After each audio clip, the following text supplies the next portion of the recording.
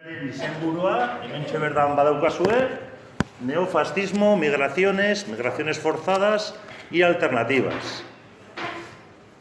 Nork antolatzen dago hause, eragozpen fiskalaren aldeko plataforma. Neu berekide moduan nago berton, nire izena Ander da. Eta zergaitik antolatzen dugu ekitaldi hau?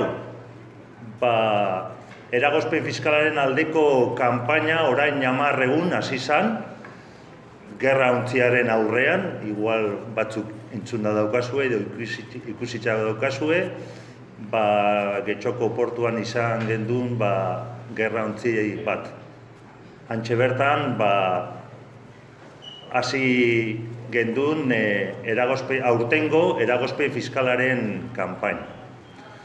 Ordun, plataforma honek, eragozpen fiskaldeko plataforma honek, 15 erakunde badaukoz, horren tartean, danak esango horaz, badazpadan, Argitan, Asociación Vasca de Apoyo Fiare, Bakekintza, CEAR, Ekologistak Martxan, SK Sindikatua, Kakitxat, Kenmok, Mugari Gabe, Mundu Bat, Setem Ego Aizea, Reas, Medicus Mundi Araba, Ongi Etorri Errefuxiatua Bizkaia eta Posada de los Abrazos.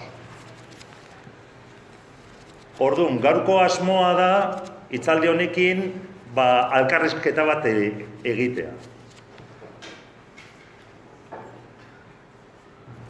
Hoy hemos invitado para hacer en un formato, vamos a intentarlo al menos, en un formato de conversación más que de charla, hablar de la temática que antes hemos comentado, neofascismo, migraciones forzadas y alternativas. Para ello, hemos invitado a Dominique, feminista, trabajadora en temas de género y pacifista. Y por otro lado también a Juan, que es miembro de Ongi Etorri Errefuxiatuak y de OMAL. Entonces, vamos a explicar un poquito el formato, cómo lo hemos planteado y a ver qué tal nos sale.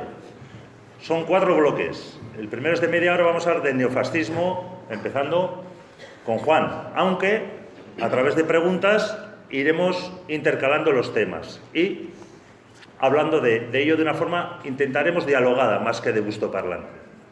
En el segundo bloque hablaremos de migraciones forzadas y empezaremos con Dominique. Y la tercera parte hablaremos de alternativas, aunque ese en una forma un poquito más escasita, porque entendemos que ya en los 2 temas empezarán a salir el tema de las alternativas. Un último bloque será para que la gente presente pueda expresarse, opinar, preguntar, etcétera, etcétera, de una forma moderada. Y me encargaré yo de ello. Entonces, iniciando el tema, neofascismo, pequeña introducción. Hoy en día todo el mundo tiene muy presente cuál es la situación. En el Estado español no ha sido de golpe, no queremos valorarlo de esa manera, tampoco queremos valorar si es neofascismo, si es fascismo, si es ultraderecha, nos entendemos, sabemos más o menos de lo que hablamos, pero sabemos que hay una situación no solo a nivel de Estado español, sino a nivel europeo, a nivel mundial. Lo de Brasil es un tema lacerante, ha habido amagos fuertes en Austria, en Alemania, incluso en Inglaterra, lo de Francia es eterno, Le Pen. Y ahora viene aquí. Entonces, ¿qué está pasando, Juan? ¿Qué está pasando? Enfócalo como quieras y luego vamos hablando un poquito, ¿vale? Bien. Bueno, Arratsalde On. Bueno, lo primero, y no cuenta en el tiempo, pues son los agradecimientos. Yo estoy encantado de estar en la campaña de objeción fiscal. Yo creo que es un tema muy importante que cuando me llamó Alberto para charlar sobre este tema y dentro de esta campaña, pues me pareció muy bien. Encima, la mano de Dominique, pues todavía mejor, porque nos conocemos hace mucho y hace tiempo que no nos veíamos. Bueno, con el tema del neofascismo, lo primero es, yo tengo la sensación de que desde los movimientos sociales necesitamos un relato propio. No quiere decir que no haya organizaciones antifascistas funcionando hace tiempo, que tienen su relato construido, pero creo que intercambiarlo desde movimientos como Ongi Etorri Errefuxiatuak y otros movimientos, me parece que conviene que reflexionemos despacio para tener relato propio. Relato diferente al que pueden tener los partidos políticos, obviamente las instituciones y otras estructuras. Esta es, bueno, es una primera impresión que yo tengo y que me parece importante, porque también creo que hablar de neofascismo no es hablar solo de extrema derecha. Hablar de neofascismo es hablar de más cosas, ¿no? Es hablar de un nuevo espacio neofascista que va consolidándose lentamente desde un largo momento neofascista, ¿no? No es algo que está apareciendo de repente. Yo creo que hay una construcción histórica que está dando lugar a este espacio neofascista. La otra cuestión, así como previa, que me preocupa es, yo creo que prácticas fascistas, organizaciones fascistas y actos fascistas han existido, ¿no? A lo largo de todos estos años. Incluso después de la Segunda Guerra Mundial nunca se acabó de enterrar del todo el fascismo. Pero, en fin, no vamos a entrar ahí, ¿no? Lo que sí parece preocupante, o sí parece que es un elemento de lo que nos puede traer aquí es, un poco lo comentabas en el inicio, es que hay una construcción neofascista global, articulada, institucionalizada y con una intensidad muy fuerte. Sí parece que ahí los movimientos sociales y la gente tenemos que tener cierta alarma, ¿no? Por tanto, estas son como las primeras ideas previas al puzzle. Cuando digo que tenemos que tener relato propio, insisto, porque no solo creo que nos debe preocupar la extrema derecha, yo creo que hay organizaciones políticas institucionalizadas que participan de ideas en el espacio fascista, con intensidades diferentes y según territorios. No es lo mismo Bolsonaro, que lo mismo que Trump, que lo mismo que la extrema derecha española, pero habrá que ver la posición del Partido Popular y otras extremas derechas. Es decir, este es otro dato, creo que es un elemento global, pero intensidades, formulaciones, especificaciones varían de unos países a otros, aunque probablemente hay, repito, un espacio fascista concreto. Como va a ser no es una charla y es un intercambio, simplemente ¿por qué neofascismo y no fascismo, no? ¿O por qué extrema derecha y otros hablan de populismo? Porque yo tengo la sensación que desde sectores, digamos, de poder no quieren hablar de fascismo. Incluso desde algunos partidos políticos hay reticencias a hablar de fascismo, ¿no? Se habla de extrema derecha, en otros lugares se habla de populismo, y esta es otra cuestión pendiente que tenemos, ¿no? ¿Por qué? O sea, ¿por qué no se habla en concreto de neofascismo? ¿Qué hay de diferente para hablar de extrema derecha? ¿Por qué yo tengo la sensación, leyendo y leyendo, que la idea de la herradura vuelve, ¿no? Y que los extremos son horribles y el centro está bien. Y es horrible el fascismo y también es horrible el antifascismo. Y eso yo creo que no puede ser así. Yo creo que necesitamos más precisión en general, ¿no? Desde todos los puntos de vista. Y en ese sentido, ¿por qué neofascismo? Yo creo que hay una diferencia, sin duda, de lo que fue el fascismo de los años 30 y 40. En cuanto que era un régimen político, ¿no? Si vemos cómo llegó el partido nazi, o luego Mussolini, como llegan electoralmente y luego destruyen completamente el sistema institucional desde el punto de vista de las democracias clásicas e instauran el fascismo. Además parece, ¿no?, que es un fascismo que utilizaba la industria de la guerra, de las cámaras de gas, de los campos de concentración, y su práctica política era la de, digamos, una guerra civil de eliminación de sindicatos, movimiento obrero, izquierda, con prácticas profundamente racistas. En ese escenario no estamos.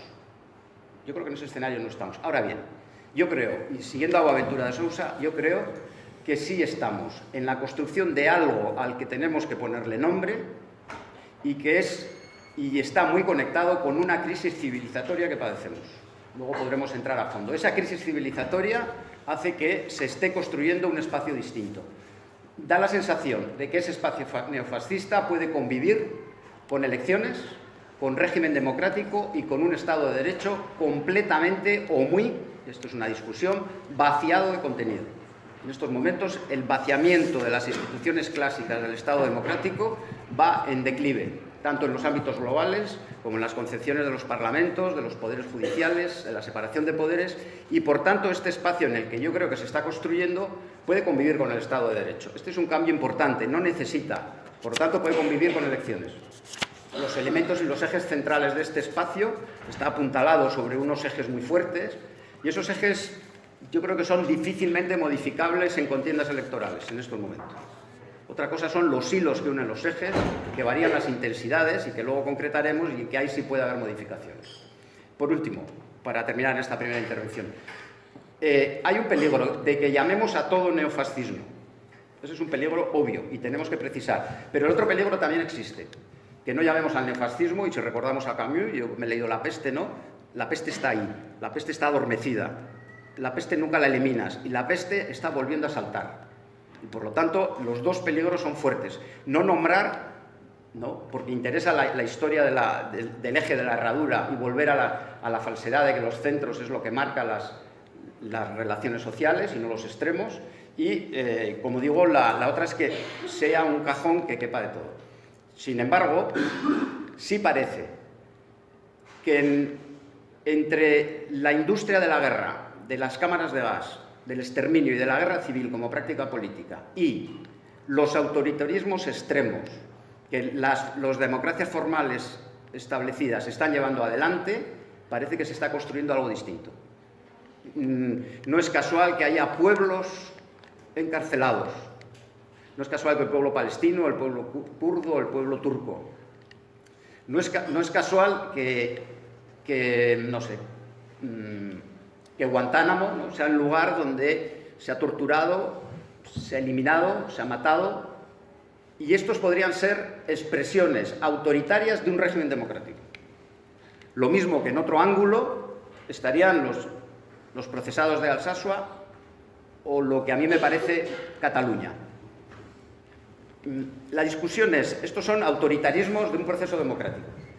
Yo creo que se están dando otros datos que hacen que entre las industrias de las cámaras de gas y los autoritarismos de los modelos democráticos se está construyendo algo diferente, que a mí me gusta denominar neofascismo. Y eso tiene que ver con las expulsiones en masas de pueblos, con la necropolítica como fórmula de eliminación, yo creo que el ideario de los derechos humanos se está recomponiendo. O sea, la idea del imaginario después de la Segunda Guerra Mundial de ser humano titular de derechos humanos se está quebrando. Si ahora eres negro y pobre, no sirves, no consumes, no produces, quedas fuera de la categoría de ser humano. Y esa es una nueva reconfiguración, ¿no?, que tiene que ver y que se está construyendo. Ahí es donde yo creo que está reapareciendo el modelo de un nuevo espacio neofascista, que, insisto, está a caballo entre el viejo fascismo y el autoritarismo de los sistemas democráticos. Usando este marco muy general, de pinceladas, igual sería interesante incidir o meter la mirada en esa parte que has concretado tú de derechos humanos, derechos sociales, los podemos llamar de una manera, respecto a, bueno, ya que estamos aquí organizando algo desde movimientos sociales, ¿qué incidencia hay? Le he preguntado a Dominique. ¿Qué peligros evidentes y no evidentes provoca este neofascismo?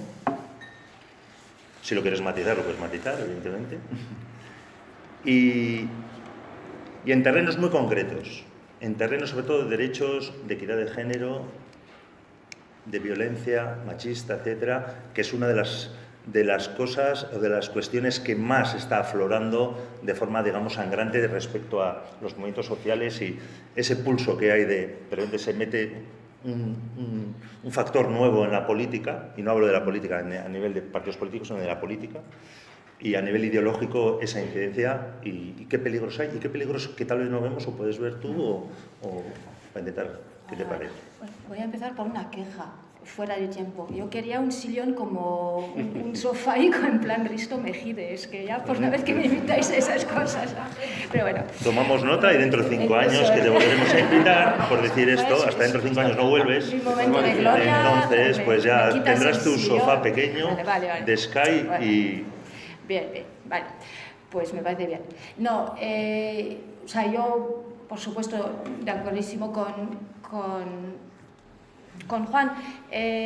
Para mí es como un sentimiento un poco de estar siempre un poco como un monstruo del Loch Ness, ¿no?, que aparece y desaparece. Entonces está siempre ahí un poco debajo de la superficie, tú sabes que está, pero como hay años que no lo ves, pues te relajas, ¿no? Y de repente, ¡paf!, sale la cabeza y te dices, mierda, ahí sigue, ¿no? Entonces, claro, y en Francia tú decías efectivamente, o sea, el tema es eterno, la extrema derecha, en Francia se ha hablado más o sea, se ha utilizado más la palabra extrema derecha que fascismo. Además, en Francia, digamos, es un tema que tenemos bastante familiar, porque está la familia de los Le Pen, y muy femenino, porque claro, en Francia las caras visibles de la extrema derecha son mujeres además, ¿no? La Marine y la sobrina también, que es extremadamente peligrosa. Yo diría incluso que seguramente ha sido parte de una estrategia, porque tanto como... también me parece que... O sea, hay que tener cuidado de no pensar que el peligro es Abascal y compañía, porque estoy de acuerdo, son un poco casi tontos útiles, no sé, pero permiten hacer pasar como casi más razonable unos discursos que están a 0,5 milímetros por debajo, digamos, en burradas, en nivel de ataque un poco a los derechos de la gente. He olvidado un poco la pregunta, pero yo creo que es interesante ver cómo funciona, en el sentido de que, o sea, casi cada día tú sabes ya lo que va a salir al día siguiente en los medios, porque parece que siguen casi un manual, ¿no? de lo que hay que decir para lanzar mensajes que hay que decir también, son mensajes simplistas, pero que funcionan relativamente bien. O sea, que son mensajes que después son difíciles de rebatir o hay que poner bastante esfuerzo. Bueno, igual, o sea, todo el tema de necropolítica sí me parece importantísimo, porque es como poner el foco en toda la gente que se quiere excluir. Fundamentalmente son movimientos de mucha exclusión. También movimiento de despolitización, o sea, para mí se intenta desanimar a la gente, o sea, intentar que se queden en sus casitas, en sus huecos, que no levanten mucho la cabeza. Yo creo que hay un tema importante allí, por ejemplo, la crítica que hacen a la ley de memoria histórica, ¿no? Pues esto tampoco no es ninguna casualidad, o sea, necesitan realmente mantener a los muertos también en su sitio. O sea, es un tema muy repetido en las diferentes extremas derechas que puedes tener. En algunos sitios igual toma más el tinte de revisionismo, ¿no? En Francia hemos tenido igual más de esto, también porque allí la extrema derecha ha estado más históricamente vinculado a una visión más del nazismo. Igual aquí os viene más a la mente el franquismo, ¿no? Pero o sea, en mi imaginario, digamos, tengo imágenes un poco diferentes, ¿no? Y de hecho en Francia ahora mismo hay bastante antisemitismo de nuevo resurgiendo, ¿no? Que creo que es un tema menos pendiente aquí. Yo creo que el peligro está un poco aquí, que fundamentalmente es gente que apela mucho, busca apelar al sentido común, entonces lanzan mensajes muy simples, y quizá no sé, el peligro más grande es que no inventan nada, o sea, fundamentalmente se aproximan a la política desde una noción de gestión empresarial. Entonces, toda la gente que no cabe en este modelo de gestión empresarial fuera. Entonces, o sea, no es nada nuevo, o sea, es básicamente la vieja alianza. Para mí la desazón un poco que tengo es de ver que hay como una especie de compuerta que se abre y que hay como mucho... La gente está mucho menos... buscando esconder no sé cómo decir, o sea, muestra las cartas de forma más evidente. Y esto a mí me genera mucha pereza, y al mismo tiempo intento convencerme, como supongo mucha gente, de que es una oportunidad, porque siempre es mejor ver las cosas de frente que tenerlas disimuladas, ¿no? Pero sí que a mí o sea, es un momento ahora mismo que me genera un punto de ansiedad, y al final también un punto de, pues oye, pues es el momento de removilizarse de alguna forma, ¿no? Lo que mucha gente está haciendo además. Yo creo que es ahora un momento donde la mentira consciente está muy utilizada.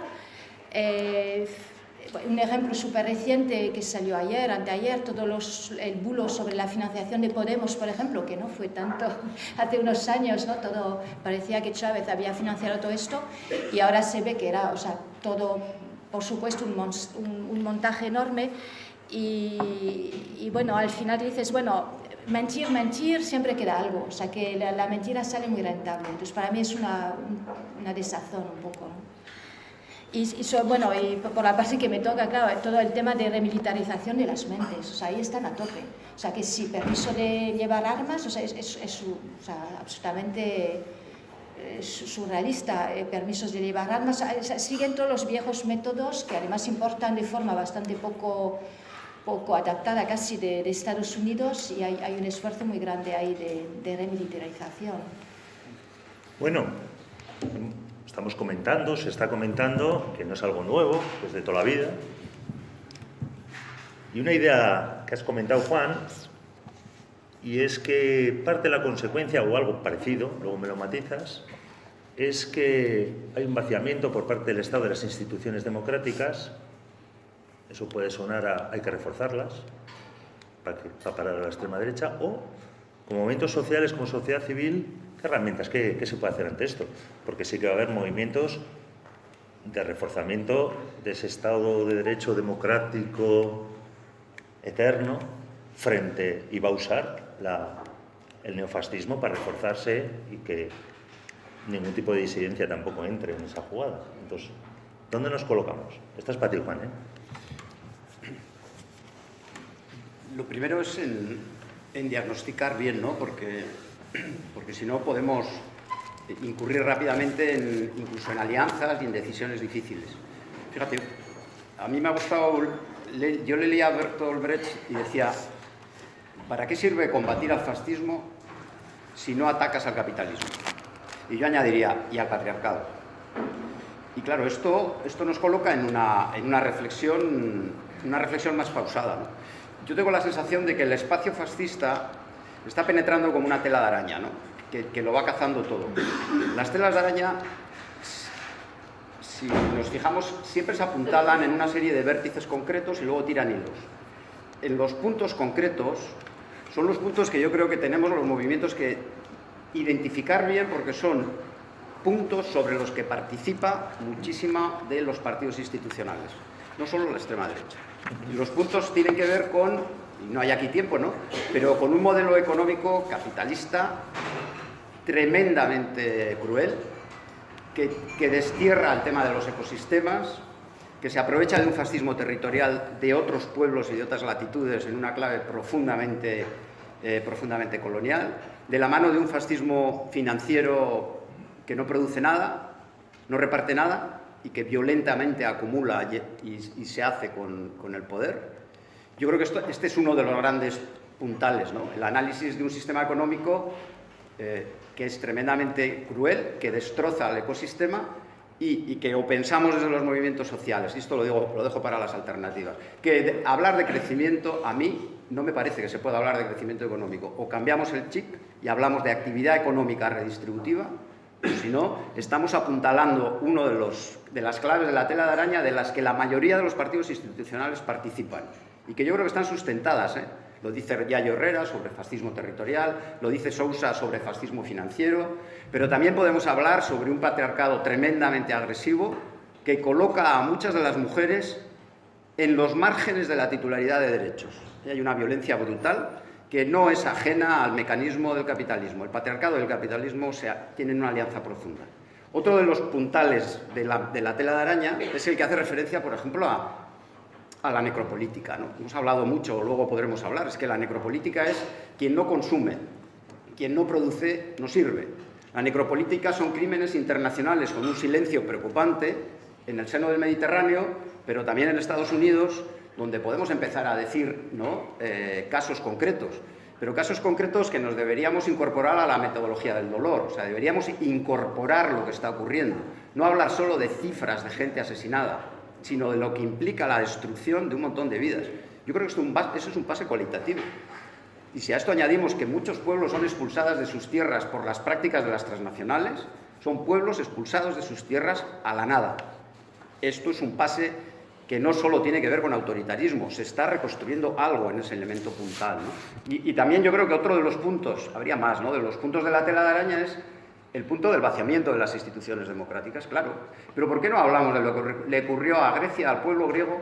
¿Qué le ocurrió con toda la troika? ¿Por qué no hablamos de lo que ha ocurrido con la deuda externa?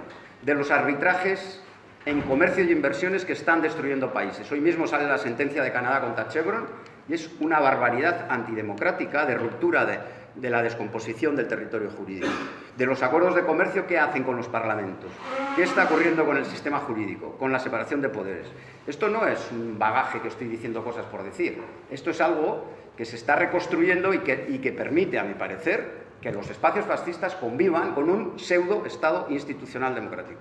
Quienes hemos estudiado Derecho, en el ámbito global ahora, las categorías clásicas de separación de poderes, de imperio de la ley, de principio del interés general, de los derechos humanos, etcétera, etcétera, tienen un desacoplamiento completo. Este es un diseño, no hecho en las cavernas de la conspiración, no, es un diseño que se va haciendo poco a poco y que lo estamos viendo con los acuerdos de comercio, con Grecia, que hace Frontex respecto a las políticas migratorias. Si sale adelante el reglamento que han presentado, aunque ganase la izquierda más progresista en el Estado español, iba a tener muchísimas dificultades de hacer políticas migratorias diferentes, porque Frontex puede entrar y suplirle. Y se están firmando tratados con países como puede ser Sudán, lo he dicho antes, como puede ser Marruecos, y no se parpadea. Esto es un pase que va más allá de un mero elemento autoritario. Estos son puntos del anclaje de la tela de araña, y ahí, insisto, no es un problema de la extrema derecha, es un problema del que participan muchísimos partidos institucionales. Y esta es una reflexión que el movimiento social tenemos más capacidad, más autonomía, o no sé cómo decirlo, para poder encarar y decir eso así. Traducido esto al juego de la democracia de la extrema derecha que hablaba Dominique, o sea, en Andalucía, ¿qué ha pasado? Los que están gobernando, ¿cuánto han tardado en ponerse de acuerdo en los temas económicos? ¿1 hora? ¿3/4 de hora? ¿25 minutos? Y el resto de desacuerdos son importantes, no digo que no, pero haya habido acuerdos, hay anclajes. Y otros partidos conservadores, liberales, socialdemócratas, socialliberales, participan de estos anclajes, con mayor o menor intensidad según los países, según los lugares y según los estados. Claro, no es lo mismo probablemente sectores de la socialdemocracia sueca que de la socialdemocracia española. Por lo menos esa es la intención que yo veo al hablar del anclaje y de la tela de araña que penetra con el neofascismo. Luego podríamos hablar de los hilos que unen, porque los hilos que unen sí son prácticas más extremas en intensidad, más que tienen que ver con lógicas de la extrema derecha, que tiene que ver con la guerra, la construcción de enemigos externos, ¿no? Eso ha pasado mucho. En general, la extrema derecha construye enemigos externos. Bueno, el emigrante aparece como muy claro, pero también se construye la gente musulmana, la islamofobia, pero también enemigos internos, ¿no? Según los países y lugares, el feminismo, en nuestro caso, cualquier idea de hablar de ruptura de la unidad de la patria, ¿no? Como es Vox, agarra ese elemento como un elemento muy, muy claro, y la guerra entre pobres, que esa sí es utilizada mucho más a lo largo de los distintos continentes y lugares. Y todo eso tiene un celofán. El celofán son los valores, que aquí sí los valores en el espacio neofascista son mucho valores fascistas. Y yo creo que hay valores de la ética fascista que van penetrando. Por ejemplo, hacer tolerable lo intolerable. Esto va creciendo. La ciudadanía europea va haciendo tolerable los asesinatos en el Mediterráneo. Los estamos tolerando. No hay protesta, no hay desmadre. Y yo creo que tiene que ver con que la peste se está despertando y va penetrando. Y a mí me preocupa muchísimo. A esa peste, estamos hablando también de vacunas, si existen, y sí que desde hace un tiempo relativamente corto, sí que hay un frente fuerte, que es el tema del feminismo, que de hecho ha sido también usado por parte del neofascismo para reforzarse a sí mismo y para introducir retrasos o atrasos sociales de avances o supuestos avances en el tema de la equidad. ¿Cómo lo ves? ¿Cómo lo ves? Ya sé que es muy amplio el planteamiento, pero si hablamos del papel de los movimientos sociales, en este caso el feminismo sí que tiene un papel predominante y transversal. Sí. Y que ha puesto en cuestión muchas de esas cosas que son más de un planteamiento ideológico que político, ¿no? Es un poco ahí los diferentes niveles que tratabas tú un poco de vertebrar, ¿no?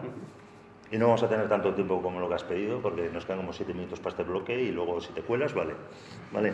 Enseguida vamos a pasar ya a migraciones para ir hilando los temas Podemos estar todo el día, pero no podemos. Pues, o sea, yo creo que es evidente, o sea, una indicación del papel que el feminismo puede jugar en poner una especie de dique de contención a la extrema derecha son los propios ataques de la extrema derecha sobre todo lo que se mueve. Básicamente es como una especie de película clásica, un poco un thriller de buscar la culpable, en este caso, chercher la femme, ¿no? O sea, buscar a la mujer. Entonces se buscan mujeres traidoras en todas las esquinas. Mujeres traidoras a la patria, puede ser, al orden establecido, básicamente, ¿no? Yo creo que igual era más, o sea, tirando después al tema de alternativas, pero quizá para mí el valor principal del feminismo en este intentar luchar contra esta extrema derecha sería el valor de la desobediencia, o sea, siendo el feminismo un movimiento desobediente por excelencia, de alguna forma. Y yo creo que ahí estaría un poco la clave de la cuestión. Hay que tener mucho cuidado porque, bueno, también otro indicio de la fuerza, digamos, que el feminismo está teniendo, espero, o sea, no quiero decir en estos momentos, ¿no? Ojalá no sea en estos momentos, sino sea una cosa como mucho más estructural, pero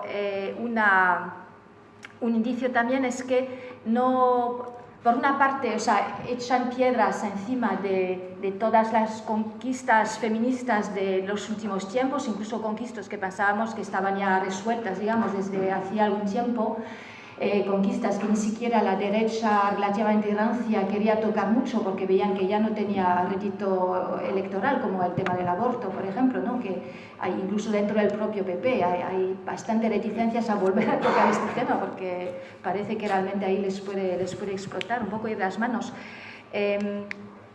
Pero se me ha ido el hilo.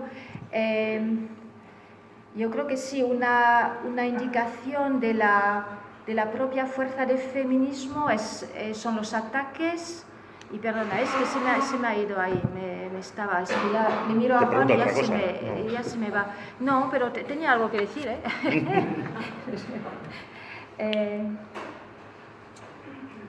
Tranquila, nos damos un momentito sí. y esas cosas suelen volver. Sí, tú vete y vuelve, ¿vale? Aprovechate, Juan, y sigue con lo tuyo. Ya que me está... Yo lo mío, ¿no? No. Bueno. Desde la mesa lo tenemos pensado el tema de usar el papel de los movimientos sociales, la respuesta, aunque luego vamos a hablar de alternativas, sino el dique. Yo creo que hablabas del dique te has ido al agua. Perdona, es que lo que quiero decir es que se dan cuenta que al mismo tiempo no se pueden permitir ignorarlo y que hay que intentar recuperar lo que se pueda. Entonces se lanza también todo tipo de anzuelos para intentar plantear un feminismo que ellos mismos llaman liberal, claro, o sea, que no tiene nada que ver con las definiciones habituales de feminismo liberal, contrapuesto a un feminismo más marxista, más ecofeminista, etc. Entonces, lanzan esta especie de cosa que les parece que han inventado un feminismo liberal, que no es otra cosa que un feminismo acomodado, digamos, un feminismo que busca no generar ninguna incomodidad en la gente y que básicamente busca aprovecharse un poco, o sea, generar supuestos avances, pero dentro de un sistema absolutamente capitalista, o sea, una versión absolutamente acrítica, ¿no? De simplemente meter a más mujeres en sitios varios, si posible un poco más alto, pero que tampoco molesten mucho. Entonces, esta asimilación del feminismo que se está dando pues, con Ciudadanos, por ejemplo, pero con otros también, ¿no? Bueno, para ir cerrando este primer bloque, el neofascismo invisible, ¿no? El del día a día, el moro del tercero que cobra la IRGI, que gana más dinero que yo sin dar un palo al agua, y eso se está vertebrando. O sea, no somos inmunes, nadie, ¿o sí? ¿Cómo está el panorama a ese nivel? No, se está vertebrando, claro. Yo creo que todas y todos los que estamos aquí lo vamos viendo, ¿no? Se va vertebrando porque digamos que las mentiras sobre todo contra las migraciones, y hacemos ya la transición, ¿no?, al otro tema, contra la gente que viene de fuera, contra los de fuera, van cogiendo sonido, ¿no? Nos invaden y mienten en cuanto a cuantificación, no lo voy a desmentir porque no nos invaden, nos quitan la protección, recursos para la protección social, son terroristas, son delincuentes. Hay quien te dice que, yo creo que en Francia se ha utilizado, ¿no?, violan a las mujeres, son terroristas. Es decir, claro que los mitos y la mentira y el bulo funciona, y funciona con mucha intensidad, ¿no? Y con un nombre chulo, además, posverdad. Sí, con los nombres chulos todo el rato. Sí, sí. Y además con posverdad, pues sí. Y ahí pues, el combate es, luego hablaremos, ¿no?, pero es un combate cotidiano, es un combate cansado, pero que no podemos bajar la guardia, ¿no? Yo creo que se están construyendo muchísimas campañas de antirrumores, o sea que hay relatos ya que podemos hacer los nuestros para poder combatir en la panadería, en la farmacia, en el metro, porque sí creo que eso tiene que ver, repito, con que la peste, con esa tela de araña, en este caso los hilos de la araña de la mentira, ¿no?, van penetrando y van rodeándonos sobre los discursos ideológicos. Se repiten además tanto las mentiras, ¿no?, que a Gramsci lo usamos para muchas cosas, pero es verdad que los valores hegemónicos, ¿no?, los valores que utiliza el poder, las élites, para construir un relato, son valores que la gran virtud que tiene en cuanto a poder de dominación es que las clases, los sectores oprimidos los hacemos nuestros. Y ahí es donde está el desafío más fuerte, ¿no? Cómo hacemos y cómo desmontamos esos valores, que son valores que solo benefician a los sectores, a las élites dominantes, y que, sin embargo, mucha gente los comparte. No solamente ocurre con el tema de las migraciones, ocurre con otras muchas cuestiones relacionadas con el día a día, ¿no?, con el mundo del trabajo, y aquí muchas de vosotras sabéis a qué me refiero. Hay que emprender, hay que ser autónomo, hay que conquistar, puedes llegar donde quieras, ¿no? Son discursos que criminalizan, desprecian a la persona que se ha quedado en paro, a la persona que es pobre, a la persona que no tiene recursos, porque estás culpabilizada de todo un mito hegemónico de dominación, ¿no?, que encima es compartido. Yo creo que este es un tema que a mí me preocupa y que además conecta mucho con el otro de los grandes ejes que utiliza. Yo creo que utiliza tanto muchos de los partidos institucionales, o sea, es un eje que es uno donde se apuntala la tela de araña, pero que también la extrema derecha y los sectores más extremos usan, que es la guerra entre pobres, ¿no? Yo creo que aquí el desafío, yo creo que es un desafío muy alto, es querer enfrentarnos continuamente al funcionario con el indefinido con el temporal con el excluido y el excluido con el inmigrante, ¿no? Y a la vez, de alguna manera, es un hilo que enfrenta sin ninguna razón de ser, porque lo que hay es una guerra de los ricos contra los pobres. Esa es la guerra que está establecida. Una guerra violenta, un sistema económico profundamente violento, que además utiliza todos los mecanismos de destrucción para provocar que su tasa de beneficio, o si queréis, su plusvalía, siga siendo amplia, ¿no? Aunque la tarta tenga dificultades de crecer, porque hay problemas de ecosistema, porque el planeta está dañado, porque el planeta no puede más, porque el sector financiero tiene completamente colonizado al sector productivo, porque el sector productivo utiliza la super y sobreexplotación de la gente, y porque además las grandes empresas expulsan a la gente de los territorios, explotan y expropian, y a todas nosotras nos expropian por medio también de la deuda externa, ¿no? Esta guerra es una guerra, yo creo que la han abierto, ¿no? La han abierto contra las mayorías sociales. Insisto que el planeta está dañado y ahí no nos queda más remedio que articular, luego hablaremos, mecanismos de defensa contra esta guerra entre pobres, que hay que darle la vuelta y convertirla en cómo desmontamos a los de arriba, ¿no?, que están atacando, yo creo que a las mayorías sociales. Yo sé que esto requiere mucho matiz, hay que hablarlo mucho más despacio, pero creo que son ideas fuerza que tenemos que rescatar, porque el espacio fascista se está construyendo en este terreno, ¿no? Y este terreno me parece a mí que es muy importante que lo desarrollemos. Claro, la pregunta es por qué la guerra entre pobres le resulta tan funcional, y aquí sí a la extrema derecha y a los sectores conservadores. Bueno, esta es una discusión potente que la izquierda clásica tiene que hacer una reflexión, ¿no? Tiene que hacer una reflexión. ¿Por qué sectores de los cinturones obreros de la marcha de las ciudades europeas y en Estados Unidos, de votar a izquierda, están votando el voto llevándolo al extremo, a situaciones de la extrema derecha? Sin duda, ¿no? Yo creo que sin duda el modelo actual no se basa en la aparición de un fascismo en un momento concreto. Es un largo periodo fascista. Y el largo periodo fascista empieza con ir desarmando el Estado de Derecho. Y esto yo creo que hay que colocarse en el modelo neoliberal.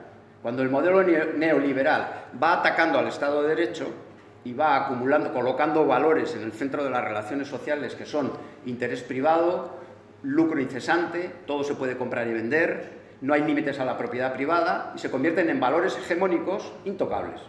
Quien esté en el poder electoral considera que son valores intocables y esos valores intocables van apuntalando un espacio que yo creo que es muy conflictivo. Claro, en este terreno mucha gente que ha votado izquierdas probablemente encuentra que les han dejado solos, que los sindicatos, que el Estado, que los partidos de izquierda se han agarrado a los puntos de anclaje de la tela de araña y han aceptado el staff económico como valor invariable. Y ese valor invariable, en un momento donde el capitalismo tiene dificultades, agrede a los sectores sociales con muchísima dureza, expropia, expulsa y genera necropolítica. Y la clase trabajadora lo ve. El ascensor social no existe, lo que existe es un tubo que tira hacia adentro y eso está ocurriendo, que estas gentes se han encontrado huérfanas de posiciones anticapitalistas claras, antipatriarcales claras y por lo tanto han quedado absorbidas hacia abajo. ¿Qué les queda? En muchísimos casos votar a una extrema derecha que utilizando un lenguaje, y aquí sí, populista, y un lenguaje a veces, que no Vox, pero otra extrema derecha, antitecnocrático, antieuropeo, convencen y captan, ¿no? El propio Trump, recuerda, el norteamericano es el blanco, ¿no? El blanco y norteamericano de toda la vida y heterosexual. Probablemente, ¿no? Probablemente, porque la izquierda no ha tenido la capacidad de hacer la lectura de que esa clase trabajadora estaba cayendo hacia abajo, porque mucha parte de la izquierda y alguna parte del movimiento social estaban pegados a las estructuras del staff, a las estructuras del poder, ¿no? A la estructura de la bolsa, y por lo tanto ahí se produce un profundo divorcio. En definitiva, yo creo que tenemos un desafío importantísimo desde los movimientos sociales y también desde los sectores de la izquierda, ¿no? Cómo darle la vuelta. Mi impresión, ya adelanto, o vamos con discursos anticapitalistas firmes, antipatriarcales firmes, y por lo tanto contra los hilos de la tela de araña, o me parece que la tela de araña va a seguir creciendo y los hilos se van a ir enredando, ¿no? Y nos van a ir enredando hacia un abismo bastante complicado. Bueno, ya habíamos avisado que las alternativas se iban a cruzar en los bloques y ahora vamos a pasar una parte de tu alocución respecto a la expulsión, las guerras entre pobres y las guerras, incluso las guerras clásicas, y estamos en una situación que nadie en Europa no está informado de que hay una gran valla, sea simbólica o real, que la existe también, en la que hay un montón de gente acumulada y los que no están acumulados están en el fondo del Mediterráneo. Estamos hablando de las migraciones forzadas, de sus causas, de la situación que se vive y que es notorio de que toda Europa está informada de que eso sucede. Has comentado el Frontex, políticas europeas, etcétera, etcétera. ¿Hacia dónde vamos? Esto es para ti, Domi.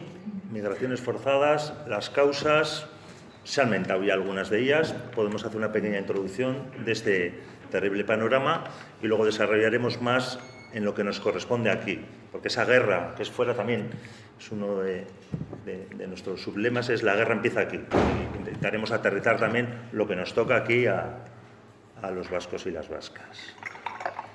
Yo igual más que un panorama general, que igual esto será el punto fuerte también de Juan desde Ongi Etorri. O sea que yo de hecho es una de las cosas que más agradezco al trabajo que estáis haciendo, que es precisamente poner un marco que si no está muy silenciado e intentar recrear o hacer emerger un relato que quieren enterrar, ¿no?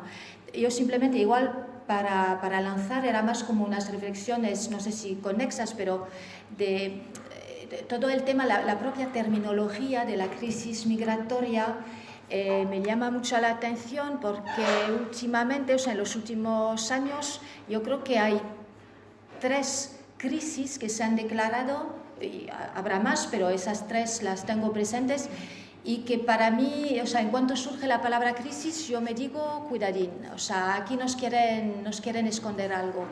está el tema de la crisis migratoria, la famosa crisis económica que vivimos hace unos cuantos años, y la crisis de los cuidados, ¿no? Para mí está todo muy relacionado con un intento fundamentalmente de tapar el hecho de que no se tratan de crisis, que se trata de situaciones completamente estructurales. Entonces, claro, la palabra crisis propiamente, si hablas de crisis, se subentiende que tú puedes entrar en una crisis, con lo cual, o sea, sales de la crisis, ¿no? Entonces, bueno, pues hay una crisis, la pasamos y ya está. Y yo creo que eso es un discurso bastante peligroso, porque al final también pues desmoviliza un poco. La crisis migratoria, yo creo que no de crisis tiene poca, es el sistema en sí. Me recuerda mucho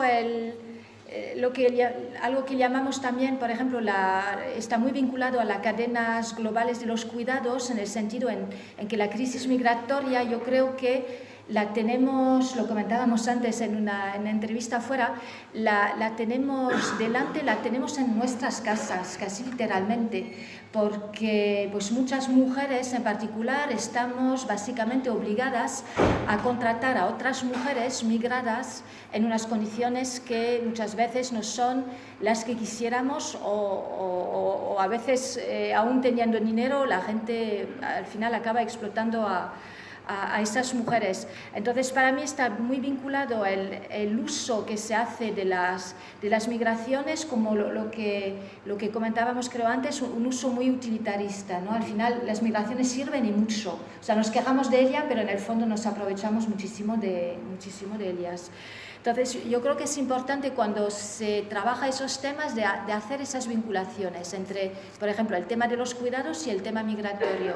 Y para mí también me recuerda otra cadena, casi que parece un poco una cadena global de las violencias, porque la crisis, o sea, las migraciones forzadas están muy vinculadas también a un tema de violencia sexual en particular, en el punto de origen, ¿no? O sea, hay mucha migración que también está provocada por unos ataques en los países de origen, donde las mujeres viven un tipo de violencia especial, que viven también hombres, porque se utiliza la violencia sexual precisamente cuando se quiere transformar a hombres en mujeres, entonces se les quiere humillar, etcétera, con lo cual se utiliza la violencia sexual hacia ellos.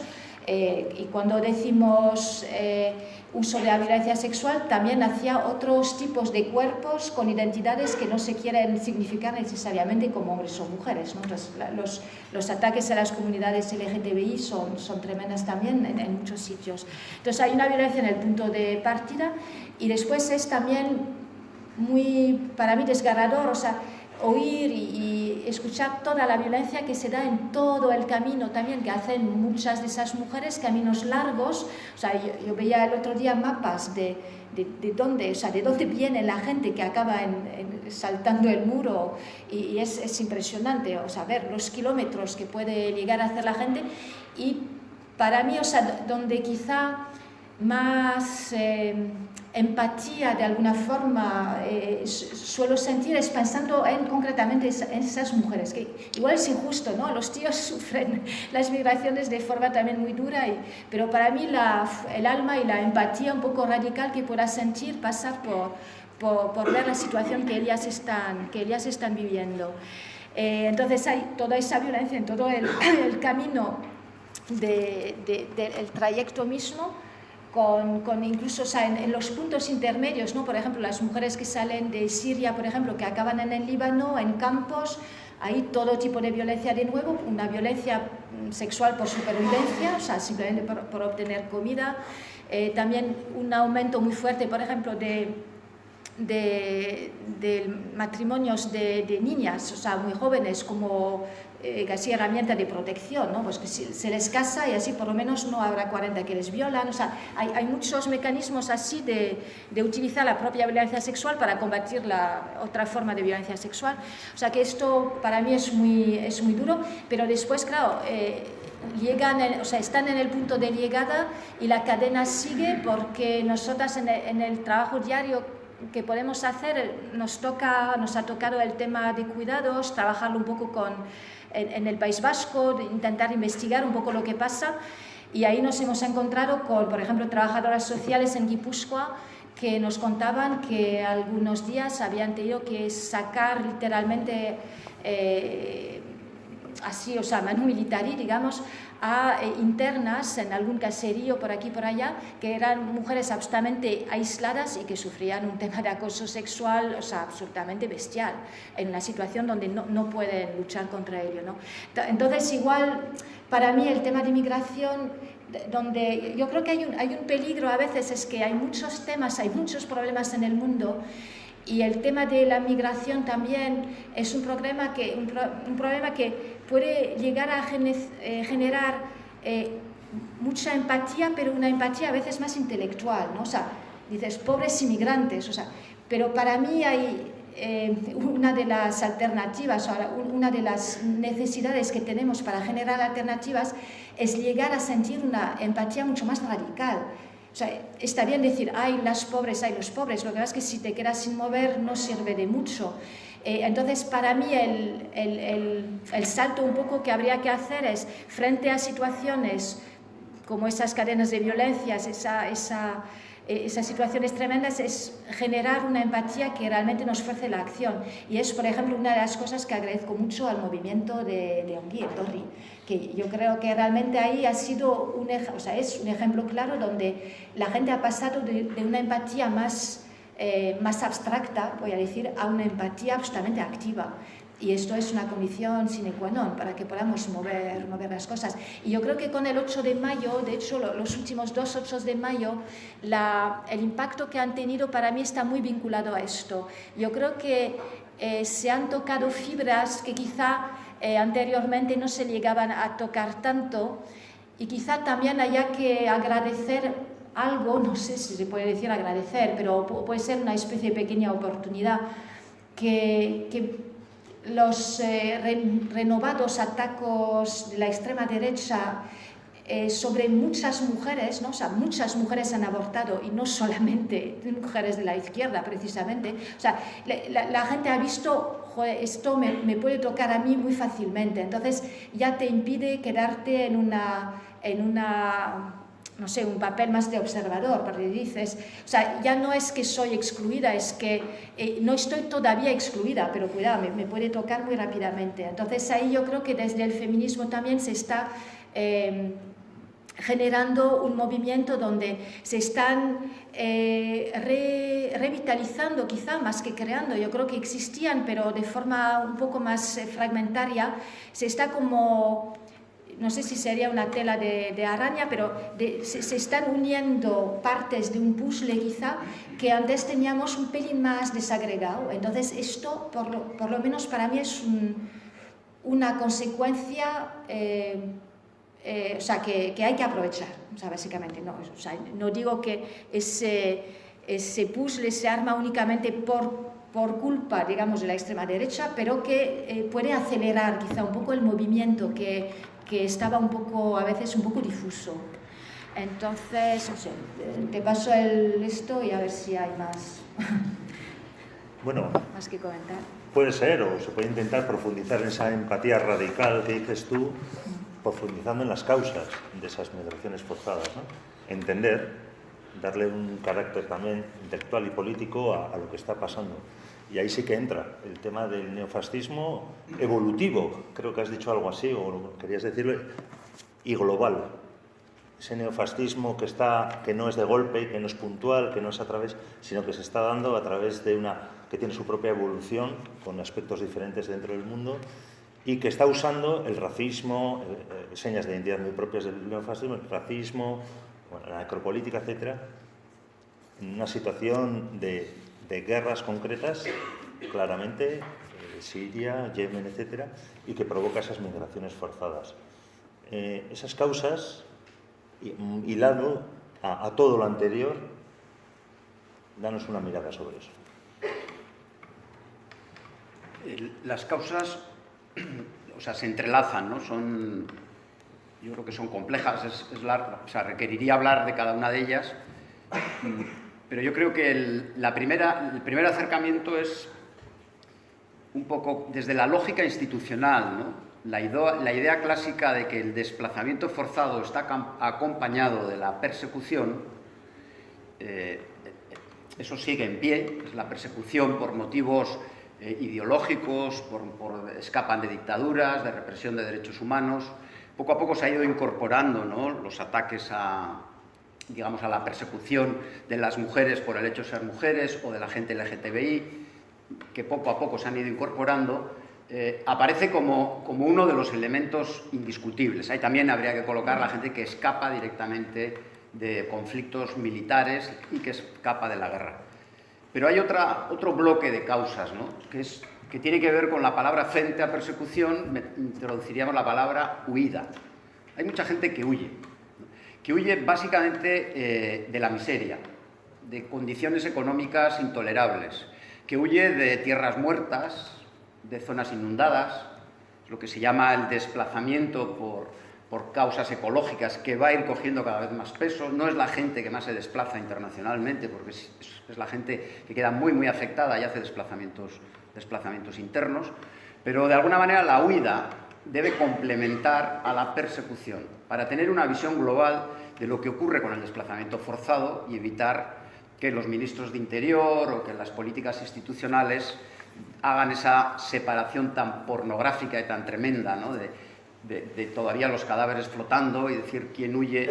No, pero este es eritreo, entonces Eritrea no es reconocido, no hay persecución política. O es de Bangladesh y Bangladesh escapa porque las condiciones laborales son tremendas. Por cierto, con una invasión de empresas transnacionales del textil, ¿no?, porque esta es parte del encausamiento o de enlazar las causas.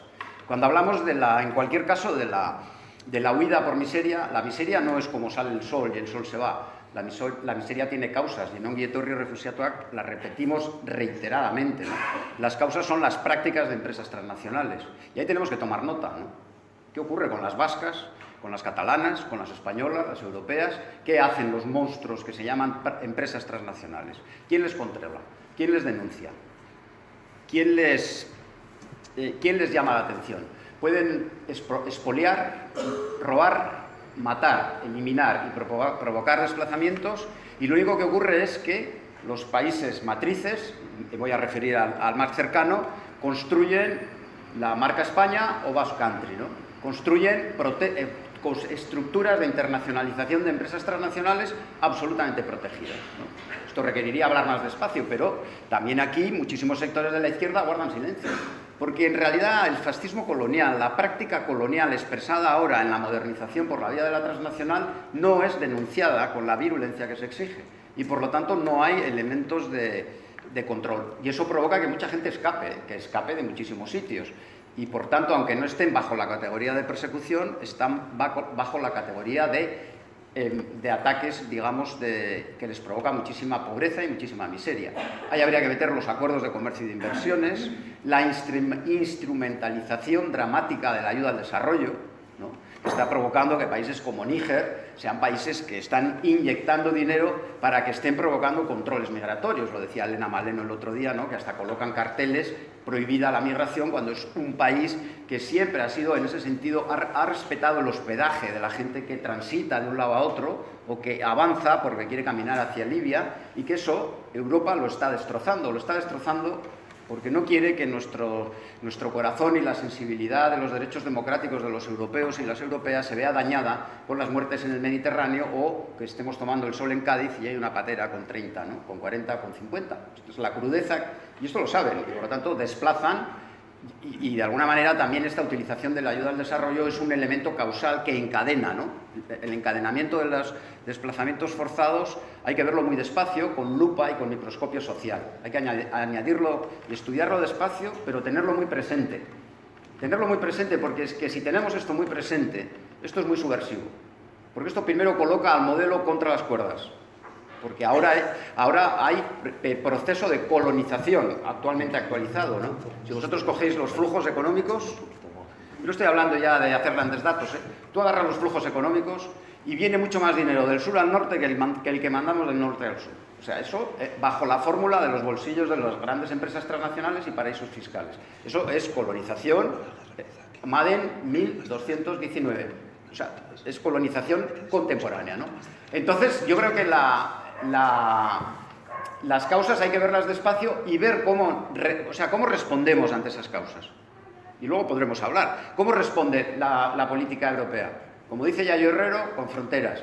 Y me encanta el ejemplo de Yayo Herrero, yo siempre lo cuento, porque es muy ilustrativo. ¿Fronteras para qué? Para que la gente que venga huyendo de lo que venga huyendo, o venga perseguida de donde llega perseguida, no entre. Y los que entren, asustados, para ser mano de obra dócil, que además sirva para la guerra entre pobres. Pero ¿y si ocurriera al revés? Si los países del sur decidieran ponernos fronteras y que no entre ni un recurso natural y no salga nada de la basura que generamos, ¿cuánto dura Europa? ¿Cuánto dura esta tierra que el 90% viene de recursos de fuera? ¿Dónde quedaría nuestra calefacción? Europa desaparece. Si nos pusieran las fronteras, ¿no? Las fronteras a los recursos naturales y las fronteras, insisto, a la basura tecnológica y la basura que se genera. Eso es una contradicción dentro de las causas. Y la otra es lo rápido que circulan las mercancías, lo rápido que circula el dinero y las dificultades que hay a las personas, ¿no? El escándalo es evidente, pero el escándalo en Estados Unidos es manifiesto. Provoca, por cierto, hasta complicaciones entre la propia patronal mexicana, ¿no?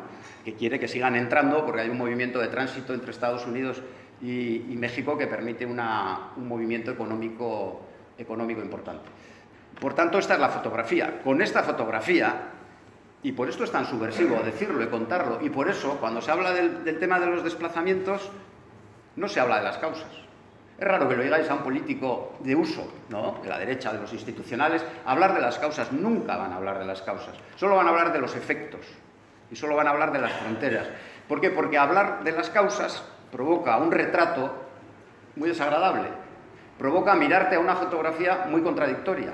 Provoca reconocer, ¿no?, que el modelo económico, el modelo político y el modelo militar se sustenta sobre valores que son depredadores y que no tienen nada que ver con los derechos humanos. Los valores fundamentales ahora, ¿cuáles son? La acumulación de la riqueza ilimitada, la competitividad entre países y entre empresas, donde los derechos humanos no son ningún límite, lo cual es alucinante. No hay límite a la competitividad, por eso da igual que Inditex tenga trabajo infantil, trabajo esclavo, porque los derechos humanos no controlan ningún tipo de competitividad. Todo puede comprarse y venderse. Y el otro gran valor es la famosa seguridad, que en realidad encubre ¿qué? Guerras. Una de las industrias que más dinero está proporcionando en estos momentos en los estándares de dinero, que es una industria para la destrucción, es una industria que no sirve para nada. Si nos preguntaran a la humanidad, diríamos todas y todas, mayoritariamente, esa industria no vale para nada, pero es una industria que gana dinero. Y la seguridad de las fronteras y la seguridad de empresas muy conocidas, de gente del IBEX 35, ¿sí?, que están ahí, hacen que destruyen, controlan las fronteras con negocio de la seguridad y luego, además, como están las constructoras, reconstruyen. Lo cual, bueno, pues yo creo que es un verdadero desastre. A los movimientos, a la gente de la calle, a Ongi Etorri y a las organizaciones sociales, y yo creo que políticas de izquierdas, me gustaría que empezaran a hablar de esto. O sea, tenemos que hablar de esto. Hablar de esto es hablar muy en serio, y es muy subversivo, porque subvierte de raíz el orden de lo que está ocurriendo, ¿no? Hablar de esto implica cambiar los niveles de negociación. Y luego hablamos de alternativas o de propuestas. Y una cosa, hay quien puede pensar, cambiar todo eso es muy complicado. Claro, porque no tenemos correlación de fuerzas, pero propuestas. Los movimientos sociales desde abajo, en América Latina, en África, tenemos propuestas. De corto, de medio y de largo. Porque sabemos del sufrimiento de la gente en el corto y sabemos cómo podemos modificar, dando que todo el mundo que entre aquí tenga visados de 1 año, perfectamente acoplables a la legislación si quisiera, de 1 año humanitario. En el corto sabemos solucionarlo, pero también en el medio y también en el largo. Por eso estamos trabajando en movimientos sociales, en un tratado de control de transnacionales en Ginebra. Por eso estamos pretendiendo reformular la diferencia entre personas refugiadas y migrantes. Y por eso, ¿no?, el movimiento feminista tiene 14.000 propuestas de cómo pueden ser las vías más seguras y cómo se puede reconfigurar este tema. Luego, las causas son importantes y acabo con ese tema. Saca la fotografía de lo peor de lo que le ocurre al modelo. Y la extrema derecha y la mayoría de los países, partidos institucionales, no van a hablar de las causas. Van a hablar de la marca España y van a hablar del Basque Country. No van a hablar de lo que están haciendo esas empresas transnacionales, esos acuerdos de comercio, ¿no?, y esa arquitectura jurídica, institucional y financiera que hace que también en el seno de la Unión Europea, la soberanía y la democracia de la gente esté tocada. Y por eso no hemos hablado despacio, y algún día habrá que hacerlo, de lo que ha ocurrido en Grecia. No hemos hablado despacio, porque eso es aviso a navegantes. Y yo espero que los candidatos y candidatas al Parlamento Europeo hablen de muchas cosas, pero que también hablen de esto, de qué Europa tenemos y qué está ocurriendo con la soberanía de los lugares, dónde se están tomando las decisiones, dónde se desplaza la toma de decisiones. ¿Cómo puede ocurrir que con la política migratoria la extrema derecha haya marcado la agenda? Y la extrema derecha lo que está haciendo es seguridad, seguridad y destrucción. Y el silencio es pasmoso, que por lo menos a mí me lo parece, pasmoso.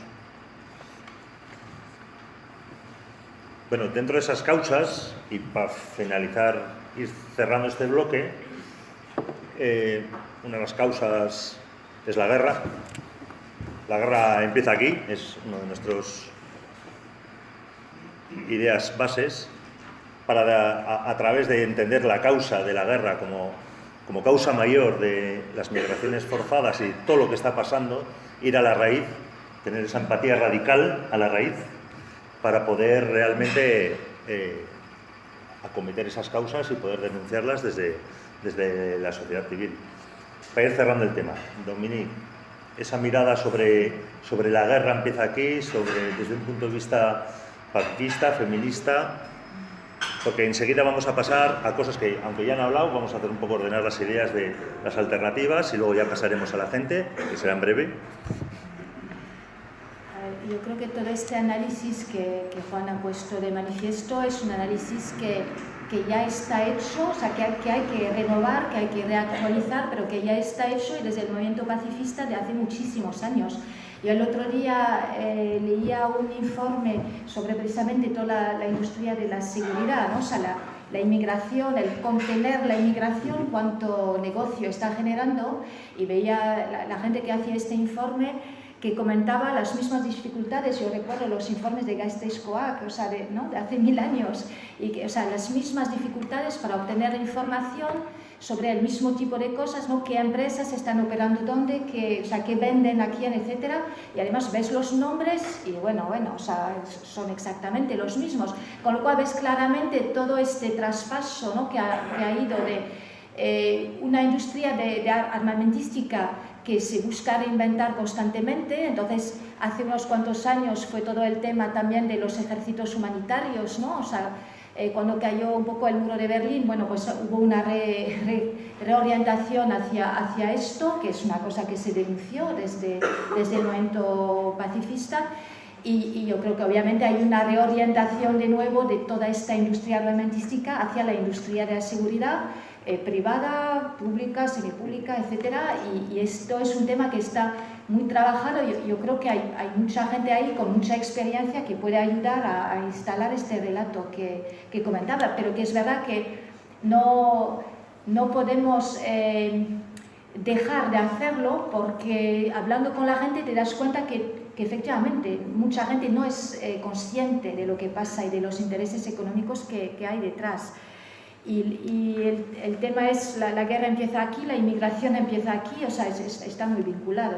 O sea, obviamente, yo creo que la dificultad, no sé si es mayor, pero hace ya muchos años, muchos de los conflictos armados están tan complejos, con tantos actores diferentes, que ni siquiera la gente que empieza esos conflictos sabe muy bien cómo pararlos, ¿no? Porque hay una multiplicidad de actores armados, que ya no es un Estado contra otro, sino es 40.000 estados con 40.000 otros, más 40.000 grupos paramilitares, etc. Entonces, yo creo que hay desgraciadamente causas para migraciones forzadas para muchísimo tiempo. No sé si, o sea, no sabría en términos de números, o sea, igual tú controlas mejor, o sea, si los flujos migratorios son más importantes ahora que antes. Yo sé que de los últimos bastantes años ya, una característica es que hay efectivamente muchas mujeres, gente más vulnerable que migran, porque los conflictos les atacan ya directamente. Ya no hablamos tanto de soldados que se matan, de hecho, o sea, mueren bastante menos soldados no oficiales, digamos, que otra gente en los conflictos. Entonces las migraciones no, o sea, es una fuente ya de... La guerra es una fuente inacabable, desgraciadamente. Bueno, Andamos muy bien de tiempo y vamos a aprovechar para entrar en el tercer bloque de alternativas. Algunas cosas ya han surgido. No nos vamos a poner en plan leninistas, qué hacer, pero... porque ya hacemos, ¿no? Entonces, sí, igual que ha surgido así levemente el papel de la desobediencia, el papel de los movimientos sociales ante esta situación. Hemos puesto ejemplos concretos. Vamos a seguir con el ping-pong, o no, rompemos el ping-pong, sigue. Sí, igual me lanzo, o sigo, no sé, pero yo creo que a la gente lo que le ayuda a movilizarse contra algunas cosas es el sentirse implicadas, ¿no? Lo que comentábamos de la empatía, pero también la impresión de que pues, es un tema que te afecta ya directamente. Para mí igual es una obsesión mía por un poco la fase de la vida también en la que estoy, pero tengo la impresión que trabajar el tema de inmigración, por ejemplo, perfectamente lo podríamos hacer desde un trabajo sobre, por ejemplo, el tema de los cuidados, ¿no? Yo tengo la impresión que tenemos, o sea, en las alternativas que buscamos poner en marcha, tenemos que buscar esos puntos de anclaje que nos hacen eco en la situación a veces personal. También para mantenerse, ¿no? en esos movimientos, porque suele... o sea, yo creo que mucha gente que estamos o que hemos sido muy militantes en movimientos X o Y, al final nuestra militancia, nuestra empatía, nuestra acción no es como así un continuo, sino hacemos bastante oleadas, ¿no? Entonces, para mí hay que buscar puntos de anclaje. Yo veo un punto posible con el tema de los cuidados, porque permite tratar el tema de lo que pasa con las personas migradas desde otro enfoque. Pero yo creo, una cosa que quería un poco subrayar era la necesidad de generar incomodidad, más incomodidad. Nos resistimos mucho a estar incómodos, incómodas. Eso es una forma de resistencia un poco al dolor que tenemos. Yo creo que a nadie le apetece estar incómodo. Sin embargo, sin incomodidad no vamos a llegar muy lejos. Incluso en el simple trabajo de temas de políticas de igualdad, yo lo veo un poco todos los días, porque me contratan ayuntamientos, diputaciones, depende, a veces ONGs, o sea, es variado, pero al final, en particular cuando estás con las instituciones, te das cuenta que para que haya un cambio realmente organizacional, por ejemplo, hacia unas políticas de igualdad reales, hay un tema, una especie de ecuación, ¿no? Hay que hacer que las fuerzas combinadas de lo que es la incomodidad con una visión, ¿no? La visión del hacia dónde quieres ir, también del cómo, de cuáles son los siguientes pasos que tienes que dar. Esto tiene que ser más fuerte que lo que te va a frenar hacia el cambio, que es un poco la inercia, las resistencias.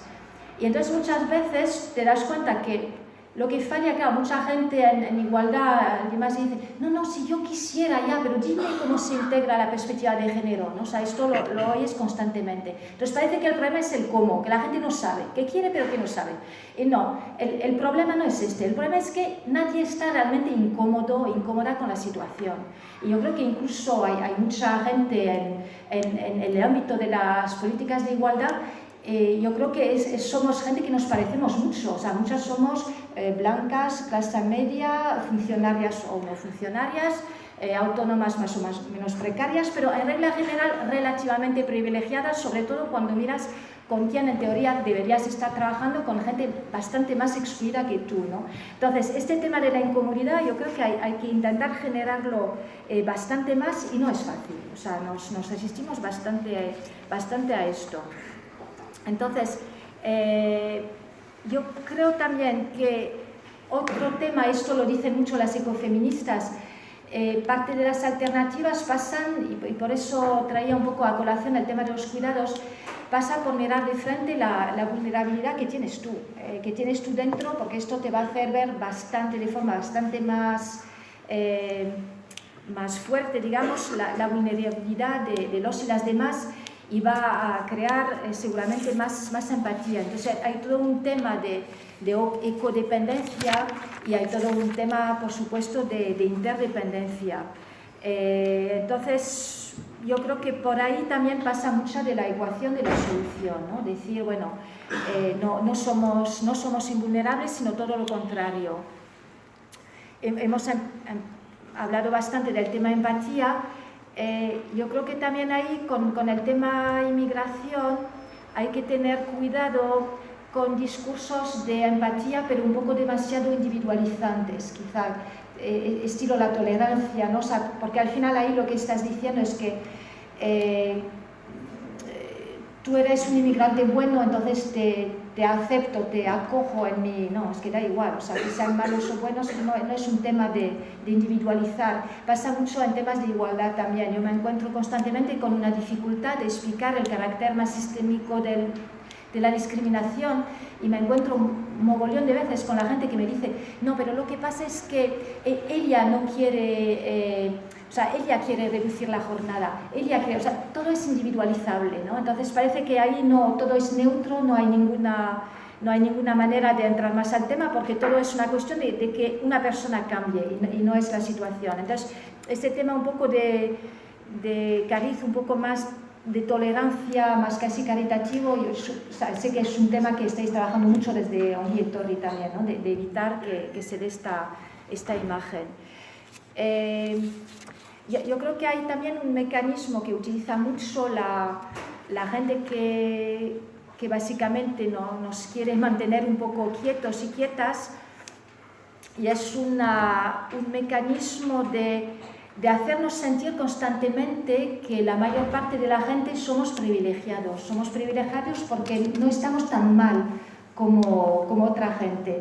Y esto también me llamaba la atención de nuevo en mi trabajo con cuidadoras, en temas de cuidado, porque hicimos muchísimas entrevistas a mujeres cuidadoras familiares, ¿no? Que cuidan, pues, madres, hijas, que cuidan de familiares en casa, y tú les hacías una entrevista de hora y media, te comentaban todo tipo de cosas que les pasan, o sea, que están básicamente aguantando con pastillas, etc. Y después, cuando les decías, ¿y qué tal estás de salud? Y curiosamente la respuesta era, bueno, pues ni tan mal, voy tirando. Y claro, y entonces te dabas cuenta que te dicen esto, porque claro, se comparan con quien tienen al lado, que es una persona con Alzheimer, que está encamada, ¿sabes? Entonces, este sentimiento de que tú en el fondo no estás tan mal es un sentimiento también muy peligroso que tenemos que combatir, o sea, el riesgo está ahí. Y en este sentido, quizá la llamada crisis económica, la crisis económico-financiera, digamos, más reciente, quizá ha hecho también realizar a mucha gente que mucha gente está a 2 pasos de caerse en la precariedad, de caerse en la pobreza, porque eso es lo que ocurrió, ¿no? Los servicios sociales te comentan todo un perfil nuevo de gente que les ha llegado porque no podían pagar la hipoteca, etcétera, y es gente que ha tenido esa experiencia directa, ¿no? de la precariedad de repente y que no se lo esperaba. Y alternativa, una cosa que a mí me llama la atención también del trabajo que hacéis en Ongi Etorri y que hacen otros colectivos, es todo el trabajo de cuidar ese trabajo en esos espacios un poco de fronteras, bueno, literal, porque vais a las fronteras del sur, ¿no? del sur del Estado, en Grecia, o sea, esas fronteras sur, pero básicamente es un trabajo de intentar entablar un diálogo con muchísima gente que está en el borde constantemente, o sea, están dentro y están fuera todo el rato, ¿no? O sea, entonces hay como una especie de lugar de transición que para mucha gente se queda de transición para siempre. Entonces están en esos centros de internamientos, por ejemplo, y ahí se quedan años, ¿no? Entonces hacer ese diálogo que intentáis hacer entre gente que estamos dentro, gente que está fuera, o sea, me parece un trabajo muy, muy interesante de alternativa, y que es creando esos diálogos que quizá podamos ya avanzar un poco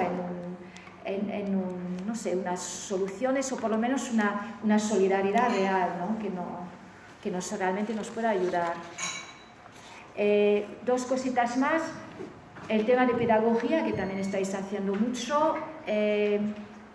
Y yo, de nuevo, haciendo mi paralelo con el tema de los cuidados, yo creo que hay también toda una resistencia que podemos hacer desde la reconstrucción o la construcción de espacios alternativos de funcionamiento.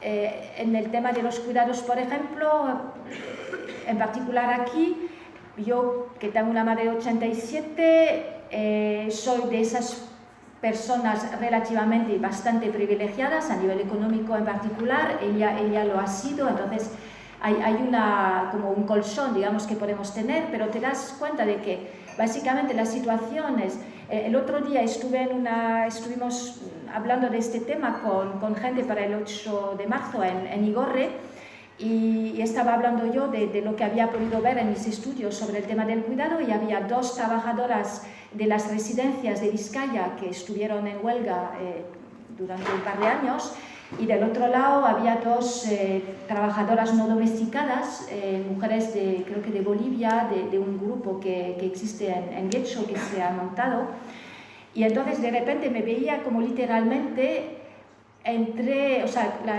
entre el muro y la, ¿cómo se dice? La espalda de la pared, o sea, porque era como, claro, yo me decía, mis 2 opciones son estas, o una residencia donde sea, o sea, es acojonante. Hay que escuchar un poco los relatos de estas mujeres y de la huelga que hicieron para saber realmente cuáles son las condiciones de trabajo en esas residencias.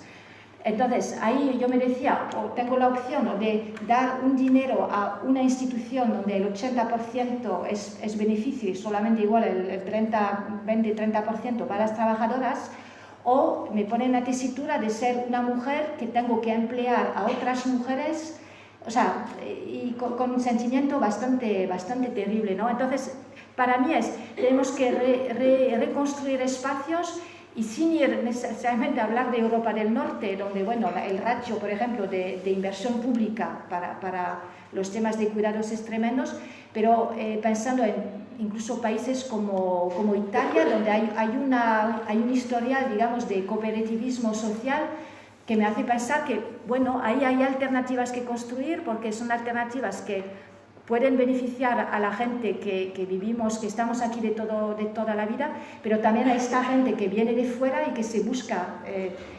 oportunidades de empleo, pero que no pueden ser siempre de explotación total. Entonces, hay toda una especie de reconstrucción de la apropiación de los comunes, ¿no?, que se comenta mucho, que es para mí un espacio fundamental de resistencia y alternativo, y que hay que construir desde la economía solidaria. Hay mucha gente aquí que seréis de REAS, o sea que conocéis mucho el tema, pero yo creo que no, o sea, hay mucho más que hacer, ¿no?, en este ámbito, y yo creo que hay terreno.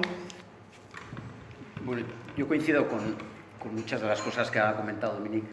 A mí me parece que en estos momentos...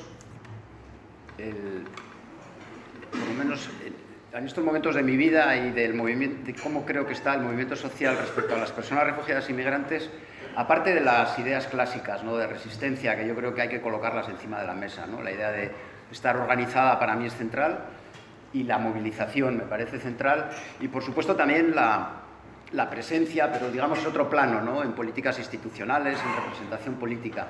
Pero lo que ahora realmente me llama es cómo poder construir el mundo en el que creemos, en ese mundo diferente, cómo empezar a construirlo ya. Esto suena igual un poco extraño, pero a mí me parece muy importante, ¿no? Y eso implica, parafraseando a Samir Amin para otras cosas, el desconectarnos con el poder corporativo. A mí esto me parece esencial, ¿no? Empezar a experimentar prácticas de desconexión y prácticas en la vieja jerga de contrapoder. A mí me gusta aquí lo que dice Cemichi, ¿no?, de fuera del Estado, fuera del mercado. Tenemos que experimentar, porque si no, me parece que te fagocitan muy rápido la lógica existente. Y experimentar es complicado, ¿no?, porque no quiero decir que también desarrollar prácticas individuales no organizadas, que yo creo que hay que hacerlas, y que hay que y me parece muy radical y me parece muy interesante, y es descolgarse de las eléctricas, descolgarse de la banca, apostar por la soberanía alimentaria, y eso además ya tenemos alternativas, está Goyeren, está Fiare, o estarán otras. Ese es un elemento de desconexión provocativo muy importante, y también la soberanía alimentaria. Esa es una corresponsabilidad que tenemos, y también saber dónde consumimos, ¿no? La vieja frase de Manchester a Michigan, hoy está presente, o sea, del textil a la explotación del algodón, es algo que hoy sigue ocurriendo. No podemos consumir libremente sin saber que los productos que participamos del consumo son productos, si lo queréis los llamamos manchados de sangre, sobreexplotados, ¿no? Esto no implica introducir paranoias en la vida cotidiana, no tiene nada que ver con eso, ni implica vivir angustiado, implica ser responsable en los procesos de consumo. Creo que estos elementos nos pueden hacer avanzar en la desconexión. Es una desconexión que, como decía Daniel Ben-Said, no puede ser prácticas aisladas individuales porque el modelo te las va a cooptar, ¿no? Tienen que ser prácticas individuales en estructuras y en procesos colectivos. Y construir espacios fuera del Estado y fuera del mercado en forma de contrapoder, en forma de construir comunidad en el sentido de relaciones políticas y sociales horizontales, creo que es algo que tenemos que experimentar. Quienes venimos de la vieja izquierda, ya con edad, no hemos experimentado, por lo menos yo, suficientemente en esos terrenos. Con modestia, con situaciones puntuales, pero me parece que es una de las maneras de defensa, además, contra un neofascismo brutal. El Estado es un instrumento que mucha gente cree que es el objeto a agarrar, y yo no digo que no, el objeto a controlar. Pero no olvidemos que el Estado en estos momentos está dentro del mercado, no el mercado dentro del Estado, ¿no? Y por lo tanto, eso hay que intentarlo, pero también hay que intentar ir construyendo fases de relaciones personales, de una manera de entender la organización diferente y de construir algo realmente alternativo. Eso requiere, desde luego, en realidad el feminismo lo ha dicho hace mucho, ¿no? Eso requiere que lo privado es público, no solamente en relaciones entre hombres y mujeres, lo privado es público también en coherencia, en formas de presentarnos ante el mundo. Y presentarnos ante el mundo quiere decir que nuestra práctica privada no es solo privada, es también pública y por lo tanto eso exige fórmulas de participar y trabajar con una ética profunda, ¿no? Una ética que quiere decir cuidar a quien tienes cerca, tratar bien a quien tienes cerca, pero esa ética también quiere decir recomponer, que quiere decir tener cosas, cómo tenerlas, en dónde me muevo, ¿no? Es un poco recuperar viejas ideas de los socialismos utópicos, que mira que algunos hemos estado lejos. Yo creo que hay que volver a recuperar expresiones libertarias, elementos de construcción comunitaria que yo creo que nos puedan permitir ir avanzando. Y eso, uno de los cementos de esta construcción es la desobediencia. Yo creo que Dominique lo ha comentado, yo estoy completamente de acuerdo. En el tema de personas refugiadas e inmigrantes es obvio, ¿no? O sea, vamos a desobedecer y no hay que hacer mucha teoría. Lo que no hacen ellos, lo vamos a hacer la gente. Lo está haciendo la gente. Y vamos a empadronar, no sé si se puede o no, o si es legal o es ilegal, nos da exactamente igual. Y vamos a empadronar a 1, a 2, a 3 o a 8. Mientras el proceso legal tenga que ser así. Y la gente va a entregar sus casas y va a estar con la gente y va a haber redes sociales y no vamos a dejar a intentar que la gente duerma en la calle porque las instituciones son incompetentes y no entendemos que no puedan ir a Francia y sí puedan ir y por lo tanto quien pueda va a llevarles de aquí a allá y vamos a desobedecer abierta y públicamente porque no sentimos que estamos haciendo nada mal. No lo sentimos, yo por lo menos no lo siento, ¿no? Yo creo que es parte de la construcción de algo que tiene que ver con la ética humana y eso ojalá crezcamos. No es un problema de heroicidades. Yo creo que Europa, hay una Europa por arriba espantosa, pero hay una Europa por el medio llena de gente solidaria, ¿no? A los cuales, por cierto, les piden cárcel, pero sigue habiendo estudiantes universitarios daneses, agricultores, personas jubiladas, bomberos, gente en el mar, con proyectos y con propuestas. Yo creo que eso es un poco la semilla de la resistencia, ¿no? La semilla del poder resistir ante la oleada neofascista. Construir estructuras de comunidad y considerar que la gente inmigrante y refugiada, comentaba también Dominique, en parte es gente como nosotros, son nuestros vecinos, son sujetos políticos, ¿no? Y por tanto maltratados por el modelo, pero que nosotras y nosotros les consideramos iguales y por tanto son verdaderos sujetos políticos. Ni les devolvemos la dignidad, ni les damos de comer, ni les ayudamos. No tiene nada que ver con eso nuestra práctica solidaria en Ongi Etorri. Lo que hacemos es relaciones horizontales. Caminamos juntos practicando una solidaridad conjunta de agendas comunes contra el enemigo común. Y yo creo que la caravana mexicana de migración no la hemos estudiado mucho, pero es una estructura de gente que ha sido sujeto político de hombres y mujeres, migrantes, que han decidido, que han tomado decisiones, que se han enfrentado, que han confrontado, y no sin grandes utopías, pero yo creo que es una caravana, ¿no? que se ha convertido en una estructura importante de solidaridad. O sea, a mí es la idea que más me interesa resaltar ahora en este momento, ¿no? Construir resistencias desde abajo, construir formas colectivas de trabajo y utilizar a la desobediencia civil como uno de los instrumentos centrales para decir no a esta barbarie que nos quieren meter. Y la desobediencia civil implica, eso sí, y con esto acabo, implica lo que Rendueles les dice, ¿no? Músculo activista. Hace falta, los grandes cambios requieren músculo que no se convierta en un músculo líquido. El activismo requiere compromiso. Son momentos difíciles porque la gente tiene que dedicar muchas horas para poder comer, para poder vivir, para poder cuidar, y la vida cotidiana es muy complicada. Aún así, para los grandes cambios, para las transformaciones de nuevos valores, para la reconstrucción de una nueva ética, necesitamos un activismo con músculo, un activismo en el que nos cuidemos, no como en mis tiempos que decíamos, fijaros si éramos tontos, que decíamos, yo no vengo aquí a militar a hacer amigos, ¿no? Vengo a hacer la revolución, ¿no? Bueno, yo estoy hablando ahora de otro activismo, donde busquemos precisamente compañía, amigos, ¿no? Gente de la que vas de la mano en una transformación que es muy complicada. Y ahí hay que cuidarse, hay que cuidar al activista y, por cierto, también los activistas tenemos la obligación de cuidar a las organizaciones. Yo creo que ahora se subraya mucho solamente una de las líneas del cuidado, pero hay otra línea del cuidado. Si tú estás en una estructura, tienes que cuidar al colectivo. Y luego el colectivo te tiene que cuidar a ti, ¿no? Yo creo que para mí estos son los ejes centrales que no hago más que complementar lo que Dominico me ha comentado. Bueno, y para cerrar antes de pasar la voz ahí, otra pequeña aportación de desobediencia sería la razón de esta charla o esta conversación que hemos tenido, y es la objeción fiscal. Objeción fiscal, desde la plataforma por la objeción fiscal contra los gastos militares. Esa es otra de las pequeñas aportaciones que los 15 colectivos que estamos ahí detrás y ahí adelante planteamos. Solo 2 pinceladas, por si alguien no conoce lo que es la objeción fiscal, es la negativa a colaborar con el Estado en lo que es la financiación de las guerras, sus causas, etcétera. Lo que hacemos es desviar un dinero a un proyecto, a una causa de transformación social. Así de sencillo. ¿Y eso cómo se hace? Qué complicado. Lo otro, la declaración de renta. Está todo súper bien organizado. Tenemos hasta confeccionadoras, hacemos la declaración de renta gratis. Vamos, todo un chollo. Para eso simplemente meterse en la página web eragospenfiscala.org. Este es el momento publicitario de la charla. Y que para eso os hemos traído. Hay folletos, hasta os podéis con una pegatina puesta para que veáis que os habéis creído la charla. Bueno, son 2 pinceladas, está toda la información ahí, no vamos a desarrollar más porque en alternativas se les ha ido un poco la mano aquí a los y se han extendido mucho más de lo que tenía calculado. Pero bueno, es para picarles un poco. Con todo lo que hemos escuchado, se puede meter mano por 2000 sitios diferentes. ¿Quién se anima a romper el hielo? No lo tenemos organizado con gente de la casa para que parezca que está todo, que la gente está como... O sea, que es a pelo esto.